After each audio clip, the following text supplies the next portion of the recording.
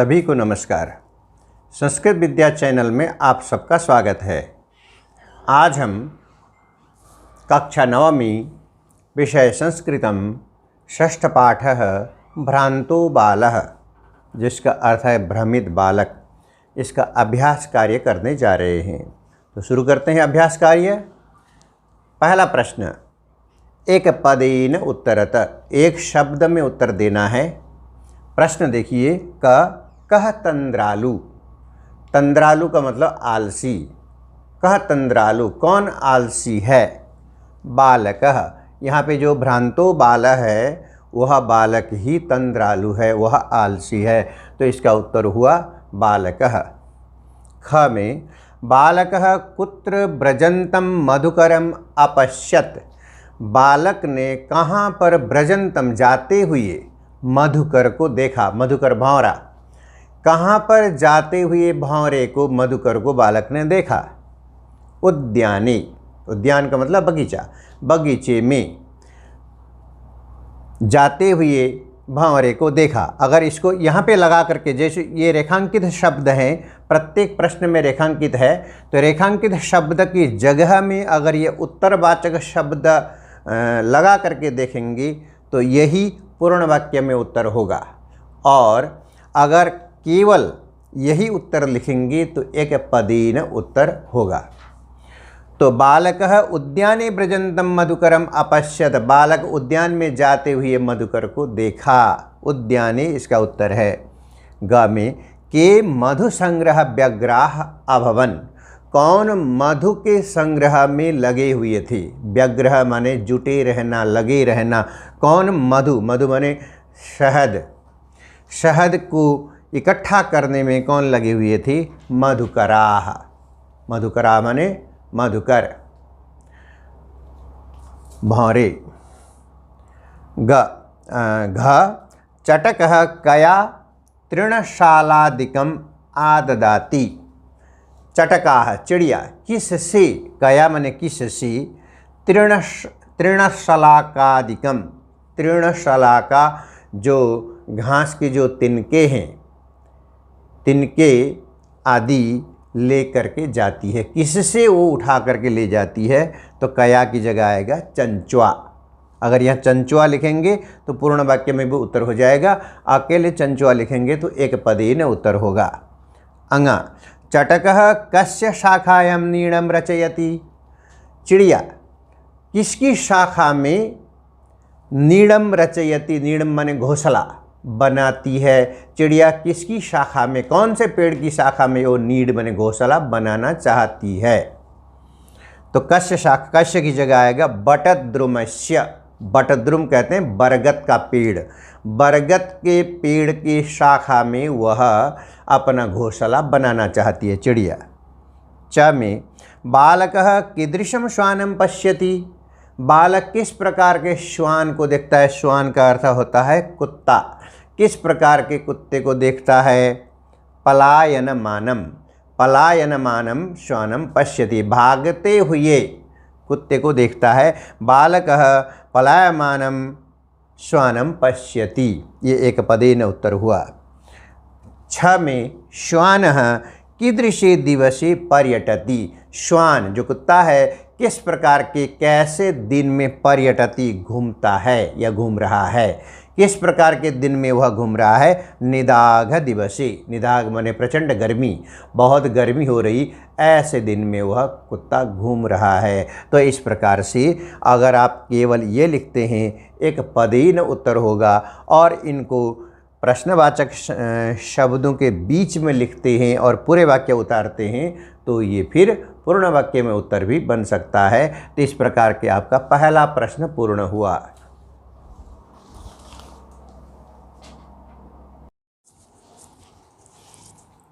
अब आपके सामने दूसरा प्रश्न प्रस्तुत है। दूसरा प्रश्न है, अधोलिखितानां प्रश्नानां उत्तराणि संस्कृत भाषया लिखत।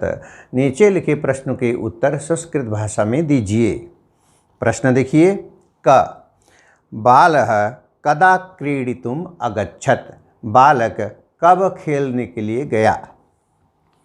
बालः पाठशाला गमन बेलायां क्रीडितुम अगच्छत। बालक पाठशाला जाने के समय में क्रीडितुम अगच्छत। यहाँ पे पाठशाला गमन बेलायाम यह मुख्य उत्तर है और बालः क्रीडितुम अगच्छत ये प्रश्न से लिया गया है। आप प्रश्न से लेकर के उत्तर को संक्षेप कर सकते हैं याद करने की दृष्टि से। बालः पाठशाला गमन बेलायाम, केवल पाठशाला गमन बेलायाम याद रखेंगे तो आगे पीछे का जो हिस्सा है वो प्रश्न में ही दिया हुआ है। जो प्रश्नवाचक है कदा उसकी जगह लिख देंगे पाठशाला गमन बेलायाम।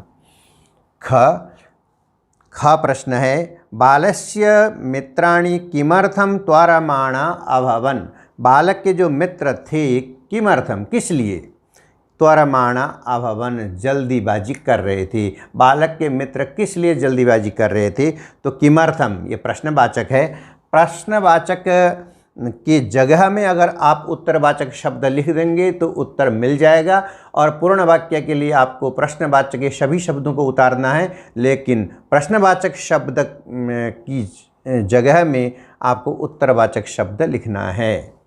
तो आपको याद कम करना पड़ेगा। बालस्य मित्राणि पूर्व दिन पाठान स्मृत्वा विद्यालय गमनाय त्वरमाणा अभवन। बालक के मित्र पूर्व दिन पाठान स्मृत्वा पहले के दिन के पाठ को याद करके विद्यालय गमनाय विद्यालय जाने के लिए त्वरमाणा अभवन शीघ्रता कर रहे थे, जल्दीबाजी कर रहे थे। तो यहाँ पे मुख्य उत्तर है पूर्व दिन पाठान स्मृत्वा विद्यालय गमनाय। प्रश्न की जगह में प्रश्नवाचक शब्द में उत्तर शब्द लिख सकते हैं। ग मधुकर बालकस्य आह्वानं केन कारणेन तिरस्कृतवान्। मधुकर ने, मधुकर वह भौरा, उसने बालकस्य आवाहनम बालक का जो आवाहन है वो किस लिए तिरस्कृत कर दिया, यानी कि उसको नज़रअंदाज कर दिया, स्वीकार नहीं किया।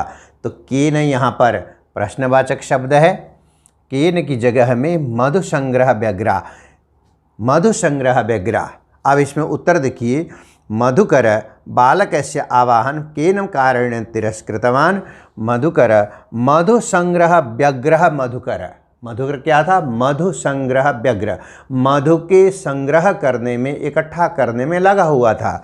स मधुकर बालकस्य आह्वानं तिरस्कृतवान्, उसने बालक के आवाहन को तिरस्कृत कर दिया, नज़रअंदाज कर दिया, क्योंकि वह अपने काम पे लगा हुआ था। प्रश्न घ देखेंगे, बालक कीदृशम चटकम अपश्यत। बालक ने कैसे चिड़िया को देखा। कीदृशम यहाँ पे प्रश्नवाचक है, उसकी जगह हम लिख सकते हैं चंचुआ तृणशलाकादिकम आददानम। चोंच में तिनके आदि को लिया हुआ, तिनके आदि को लिया हुआ, तृणशलाकादिकम लिया हुआ जो है, जो चिड़िया है उसको देखा। बालकः चंचुआ तृणशलाकादिकम आददानम एकम चटकम अपश्यत। इस प्रकार से उत्तर बन रहा है। उसके बाद अंगा का उत्तर देखिए, बालकः चटकाय क्रीडनार्थम कीदृशम लोभम दत्तवान। बालक ने उस चिड़िया को खेलने के लिए, उसी के बालक के साथ खेलने के लिए किस प्रकार का लोभ दिया, लालच। एतद शुष्कम तृणम त्यज, यह सूखा तिनका छोड़ो। स्वादूनि भक्ष कवलानि ते दास्यामि। स्वादूनि स्वादिष्ट, भक्ष कवलानि खाने के कौर, कवलानि कौर ग्रास। स्वादूनि भक्ष कवलानि स्वादिष्ट खाने के कौर, ते दास्यामि तुम्हें दूंगा। ऐसा कह करके इति बालक है चटकाय क्रीडनार्थम लोभम दत्तवान। खेलने के लिए, उसके साथ खेलने के लिए बालक ने इस प्रकार का लोभ दिया। तो ऐसे गा तक ये आपको उत्तर समझ में आए होंगे।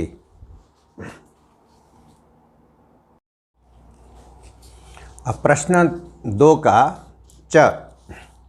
प्रश्न 2 का च है, प्रश्न है खिन्न बालकः श्वानम किम अकथयत। खिन्न बालक ने श्वान से, उस कुत्ते से क्या कहा। देखिए, खिन्न बालकः श्वानम अकथयत अस्मिन् निदाघ दिवसे किम पर्यटसि आश्रयस्वेदं प्रच्छाय शीतलं तरुमूलम।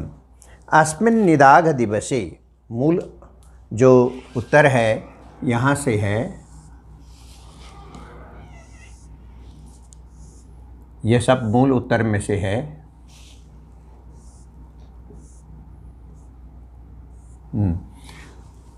अस्मिन् निदाघ दिवसे, इस प्रचंड गर्मी में क्यों घूम रहे हो?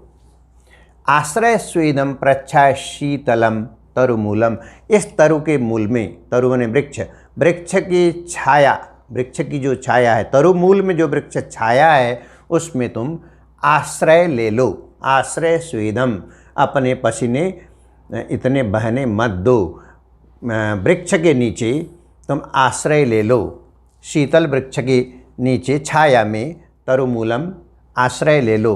अहमपि क्रीड़ा सहायम त्वाम एव अनुरूपम पश्यामि, मैं भी क्रीड़ा सहायम, खेलने में सहायक तुझे ही मेरे अनुरूप देखता हूँ, यानी कि मेरे खेलने में मददगार में तुम्हें ही देखता हूँ। इस प्रकार से उस खिन्न बालक ने उस कुत्ते से कहा। प्रश्न 6 है, भग्न मनोरथ बालः किम अचिंतयत। भग्न मनोरथ, जिसकी इच्छाएं टूट गई हैं, बहुत प्रयास करने के बावजूद उसको खेल के लिए कोई सहायक नहीं मिला, जिसके कारण उसकी इच्छाएं टूट गई, ऐसे बालक ने क्या सोचा? भग्न मनोरथ बालक, जिसकी इच्छाएं टूट गई हैं, ऐसे बालक ने क्या कहा? तो इस प्रकार से यहाँ से लेकर यहाँ तक उसका उत्तर है। तो ये भग्न मनोरथ बालः अचिंतयत, जिसका मनोरथ माने इच्छा टूट गई है, उस बालक ने सोचा, अस्मिन् जगति प्रत्येकम स्व स्वकृत्य निमग्नः भवति, इस संसार में प्रत्येक जन, प्रत्येक व्यक्ति स्व अपने अपने कृत्य माने काम में, अपने अपने काम में निमग्नः भवति, लगे हुए हैं। इस संसार में जिस व्यक्ति से भी बात करो वह अपने अपने काम में लगे हुए हैं। कोपि वृथा कालक्षेपम न सहते, कोई भी वृथा माने बेकार में, कालक्षेपम माने समय बिताना नहीं चाह रहा है, सहन नहीं होता उसे, मैं बेकार में समय नहीं बिताऊं, सब लोग ऐसा सोचते हैं। एतेभ्य नमः, इन सबको मेरा नमस्कार है। यही जिन लोगों के द्वारा मैं तंद्रालुतायम कुत्सा समापादिता, मुझ जैसे जो आलसी हैं, मुझ जैसे आलसी के प्रति जिन्होंने कुत्सा घृणा प्रकट की और मुझसे संपर्क करने या खेलने के लिए मना कर दिया, ऐसे सबको मेरा नमस्कार है। इस प्रकार से बालक भी फिर सुधार की ओर चला गया। इस प्रकार आपका दूसरा प्रश्न पूर्ण हुआ। अब तीसरा प्रश्न है, निम्नलिखितस्य श्लोकस्य भावार्थम हिंदी भाषया आंग्ल भाषाया वा लिखत। ये जो श्लोक दिया गया है, इस श्लोक का अर्थ हिंदी भाषा में या अंग्रेजी भाषा में लिखिए। ये श्लोक का अर्थ लिखने के लिए कहा गया है। श्लोक है, यो माम पुत्र प्रीत्या पोषयति स्वामिनो गृहीतस्य रक्षान्योगकरणान् न मया द्रष्टव्यमीषदपि। यह श्लोक है। इस श्लोक का अर्थ पाठ में आया है यह श्लोक, और पाठ पढ़ाते समय वहाँ पे हिंदी अर्थ लिखा गया है और समझाया भी गया है। आप इस श्लोक का अर्थ वहीं पर देख लें। भ्रांतो बाल जहाँ पे पढ़ाया गया है, यहाँ पे इस श्लोक का अर्थ दिया गया है। अब प्रश्न 4, भ्रांतो बालः इति कथाया सारांशम हिंदी भाषया आंग्ल भाषाया वा लिखत। भ्रांतो बालः, इस पाठ का सारांश जो समरी है वो हिंदी में या इंग्लिश में लिखिए। तो यहाँ मैं आपको इसका सारांश बता दे रहा हूँ। कोई भ्रमित बालक, भटका हुआ बालक विद्यालय न जा करके खेलने में अपना समय बिताता है। विद्यालय जाते हुए मित्रों को देखकर वह आलसी अकेला ही एक बाग में चला जाता है और छुप जाता है, अपने मित्रों से नज़र बचाते हुए छुप जाता है।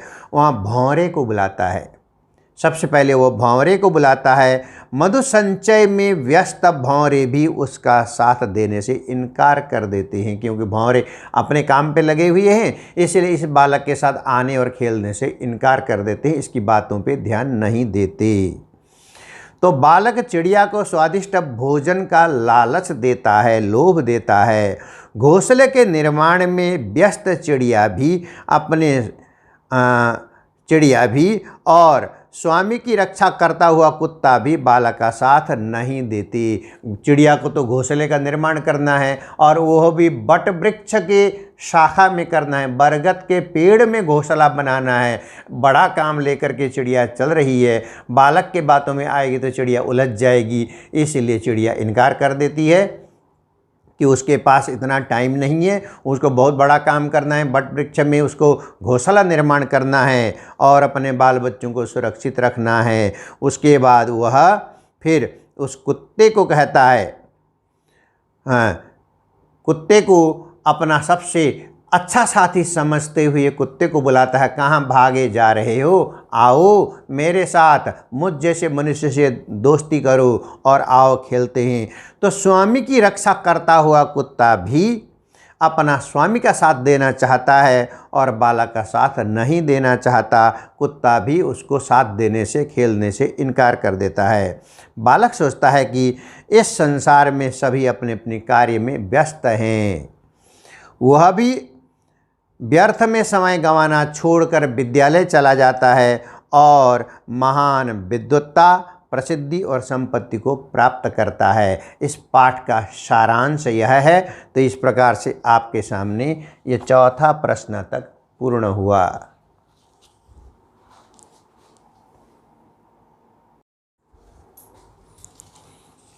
अब आपके सामने पांचवा प्रश्न है और इधर छठा प्रश्न है। पांचवा प्रश्न क्या कहा गया प्रश्न में? प्रश्न में कहा गया है, स्थूल पदानि अधिकृत्य प्रश्न निर्माणम कुरुत। मोटे अक्षरों को लेकर के जो प्रश्न में मोटे अक्षर दिए गए हैं उनकी जगह प्रश्नवाचक शब्द लगाइए।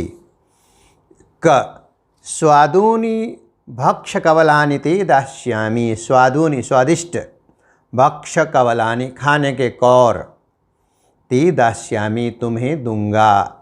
तो यहाँ पे स्वादूनी यह मोटे अक्षर में है, उसकी जगह कीदृशानि कैसे, कीदृशानि भक्ष कवलानि ते दास्यामि।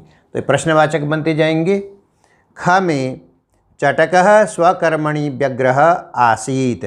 चिड़िया चटकः स्वकर्मणि अपने काम में, व्यग्रः माने लगा हुआ था, स्वकर्मणि अपने कर्मणि, कस्मिन् किस कर्मणि किस काम में। ग में कुक्कुरः मानुषाणां मित्रम् अस्ति। कुक्कुरः कुत्ता, श्वान पर्यायवाची शब्द हैं श्वान और कुक्कुरः। कुक्कुरः मानुषाणां माने मनुष्यों का, मित्रम अस्ति मित्र है, कुत्ता मनुष्य का मित्रम है। तो यहाँ पे मानुषाणां मोटे अक्षरों में है, उसकी जगह केशाम किन लोगों का मित्र है। घ में स महतिम वैदुषीम लब्धवान। उसने बहुत बड़ी विद्वता प्राप्त की, यानी विद्वान बन गया, जानकारी मिल गई उसको, बहुत बड़ा विद्वता प्राप्त कर ली। वैदुषीम विद्वता, वैदुषीम की जगह कीदृशीम क्या प्राप्त किया।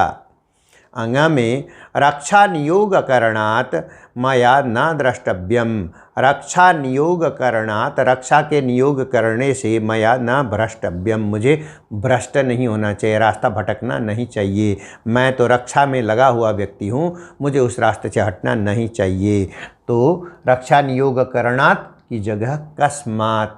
ये पांचवें प्रश्न के मोटे अक्षर हैं और इसकी जगह ये प्रश्नवाचक शब्द हुए।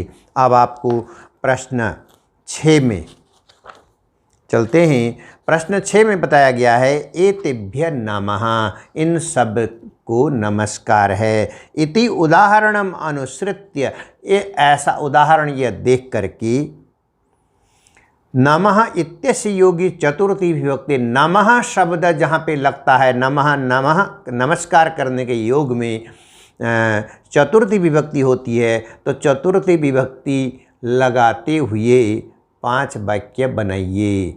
नमः योगी चतुर्थी, जहाँ जहाँ नमः आएगा वहाँ चतुर्थी विभक्ति ही होगी और चतुर्थी विभक्ति के साथ ही वाक्य बनेगा।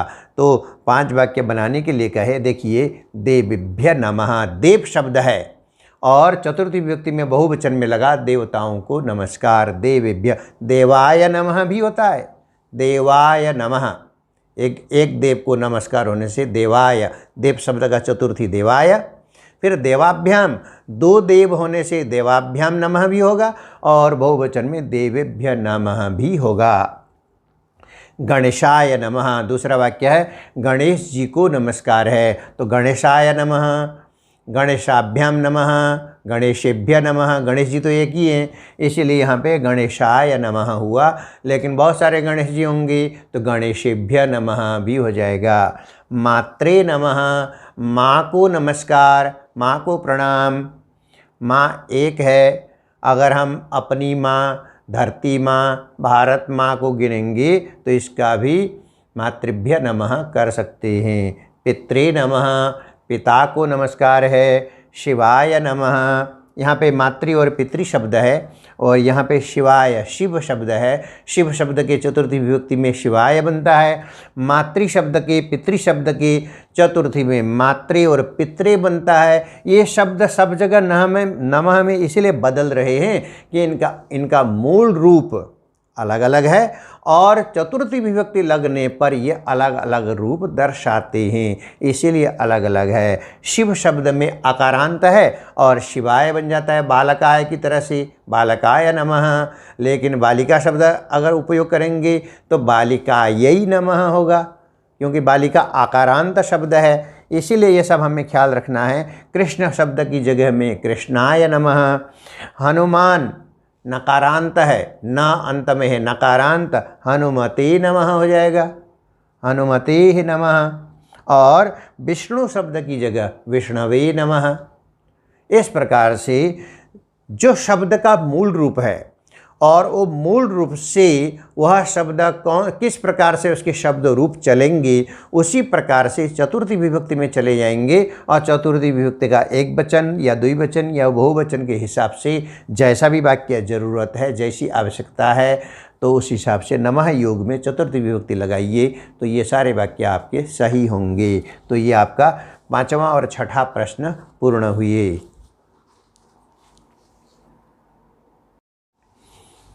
अब आपके सामने प्रश्न संख्या 7। प्रश्न संख्या 7 2 भागों में है, अ और आ। तो इसमें अ दिया हुआ है, क स्तंभे समस्त पदानि ख स्तंभे च तेषां विग्रह दत्तानि तानि यथा समक्षम लिखत। क स्तंभ में प्रश्न में दिया हुआ है, क जो स्तंभ है उसमें समस्त पद दिए हुए हैं और ख स्तंभ में विग्रह पद दिए हुए हैं, उसको मिलान करके लिखना है हमें। क स्तंभ के सही जोड़े बनाने हैं, समस्त पद और विग्रह के सही जोड़े बनाने हैं। समस्त पद उसे कहते हैं जो 2 या 3 शब्दों को जोड़ करके एक बनाया गया हो, वह समस्त पद, और उनको अलग अलग करके लिखा गया हो तो वह विग्रह पद। इस प्रकार से जैसे आप समास देखते हैं, समास किए हुए शब्द को समस्त पद कहते हैं और उसको अलग किए हुए जो शब्द का समूह है उसको विग्रह कहते हैं। तो ये क स्तंभ है और ये ख स्तंभ है। क स्तंभ में समस्त पद हैं, यानी कि एक करके दिया हुआ है, और ख स्तंभ में अलग अलग करके शब्द समूह दिया हुआ है। दृष्टिपथम दृष्टि पंथाः, दृष्टिपथम दृष्टि पंथाः, दृष्टि का पथ। पुस्तकदासा पुस्तकानां दासा, पुस्तकदासा पुस्तकों के दास, पुस्तकों के गुलाम, पुस्तकों के गुलाम। ये अर्थ, अगर इसका अर्थ जैसे हम बताएंगे तो ये अर्थ निकलेगा, क्योंकि ये अर्थ की दृष्टि से है। ये शब्द समस्त एक बना करके, इसमें 2-2 शब्द या 3-3 4-4 भी हो सकते हैं, यहाँ पे एक बना करके दिया हुआ है। विद्या व्यसनी, विद्याया व्यसनी, विद्या का व्यसनी, विद्या के लिए, विद्या लेने में ही जिसको नशा है वो विद्या व्यसनी है, यानी विद्या प्राप्त करने का जो नशा है उसको विद्या व्यसनी कहेंगे। विद्या या व्यसनी, विद्या का व्यसनी, लत वाला, विद्या प्राप्त करने के लत वाला, आदत वाला। पुष्पोद्यानम, पुष्पाणाम उद्यानम, फूलों का उद्यान। पुष्पोद्यानम, पुष्प प्लस उद्यानम, संधि विच्छेद भी हो रहा है और विग्रह भी हो रहा है। तो पुष्प उद्यानम, संधि विच्छेद तो हो जाएगा पुष्प प्लस उद्यानम, और विग्रह हो रहा है पुष्पाणाम उद्यानम। इस प्रकार से 7वां पूरा हुआ।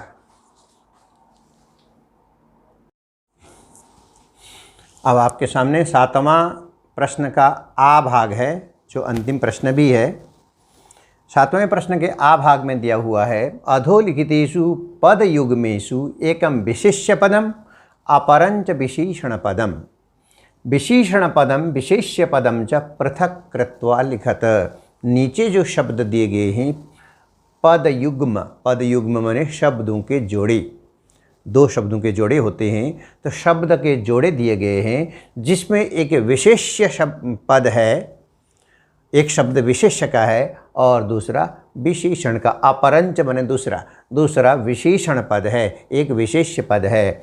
विशेषण पद और विशेष्य पद को पृथक पृथक कृत्वा अलग अलग करके लिखो।